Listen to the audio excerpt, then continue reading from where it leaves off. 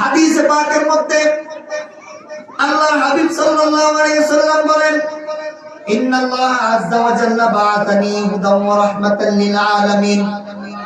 আল্লাহ পাক রব্বুল আলামিন আমাকে সারা দুনিয়ার রহমত হিসেবে প্রেরণ করেছেন।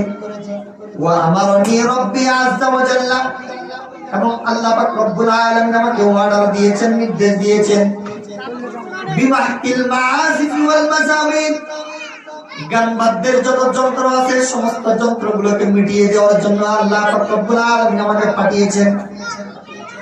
ওয়াল আওসান, মূর্তি আর ভাস্কর্য ভেঙে দেওয়ার জন্য রব্বুল আলামিন আমাকে দুনিয়ার জমিনে প্রেরণ করেছেন। ওয়াসসালিব, খ্রিস্টানদের চিহ্ন ধ্বংস করার জন্য আল্লাহ পাক রব্বুল আলামিন এই দুনিয়ার জমিনে আমি নবীকে প্রেরণ করেছি। ওয়া আমরুল জাহিলিয়া, ওয়া আমরিল জাহিলিয়া, জাহিলিয়তের যত কুপ্রথা আছে সমস্ত কুপ্রথাকে মিটিয়ে দেওয়ার জন্য, সমস্ত কুপ্রথা জাহিলিয়তকে দূর করার জন্য আল্লাহ পাক রব্বুল আলামিন এই দুনিয়ার জমিনে আমাকে পাঠিয়েছেন। সুবহানাল্লাহ।